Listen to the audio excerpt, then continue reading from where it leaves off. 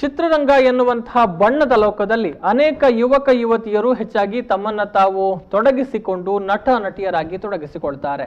ಆದರೆ ನಿರ್ದೇಶಕರಾಗಿ ಕಾಣಿಸಿಕೊಳ್ಳುವವರು ಬಹಳ ಕಡಿಮೆ. ಆದರೆ ಮಂಗಳೂರಿನಲ್ಲಿ ಒಬ್ಬಳು ಯುವ ನಿರ್ದೇಶಕಿ ಇದ್ದಾಳೆ. ಈಗಾಗಲೇ ದಿ ಸಟಲ್ ಟ್ರುತ್ ಎನ್ನುವಂತಹ ಹಿಂದಿ ಕಿರುಚಿತ್ರವನ್ನ ನಿರ್ದೇಶನ ಮಾಡಿದ್ದು ಇದು ವಿ4 ನ್ಯೂಸ್ನ ವಿ4 ಸ್ಟ್ರೀಮ್ನ ಮೂಲಕ ತೆರೆ ಕಾಣಲಿದೆ. ಈ ಬಗ್ಗೆ ಒಂದು ಸ್ಪೆಷಲ್ ರಿಪೋರ್ಟ್ ಇಲ್ಲಿದೆ ನೋಡಿ. ಚಿತ್ರರಂಗ ಅನ್ನೋದು ಒಂದು ಬಣ್ಣದ ಲೋಕ. ಈ ಕ್ಷೇತ್ರದಲ್ಲಿ ಯುವಕ ಯುವತಿಯರು ಹೆಚ್ಚಾಗಿ ತೆರೆಯ ಮುಂಭಾಗ ಕಾಣಿಸಿಕೊಳ್ಳಲು ಬಯಸ್ತಾರೆ.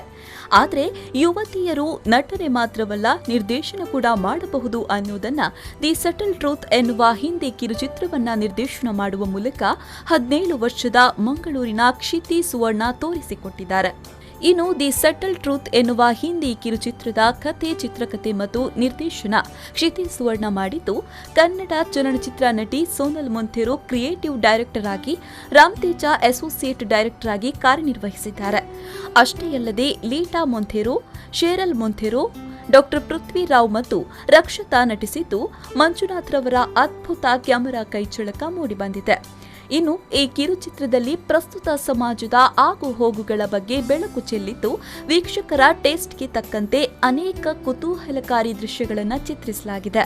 ದಿ ಸೆಟಲ್ ಟ್ರೂತ್ ಎನ್ನುವ ಹಿಂದಿ ಕಿರುಚಿತ್ರದ ಶೂಟಿಂಗ್ ಈಗಾಗಲೇ ಮುಗಿಸಿದ್ದು ವಿ4 ಸ್ಟ್ರೀಮ್ನಲ್ಲಿ ಹವಾ ಶುರು ಮಾಡುವುದಕ್ಕೆ ಸಜ್ಜಾಗಿದೆ.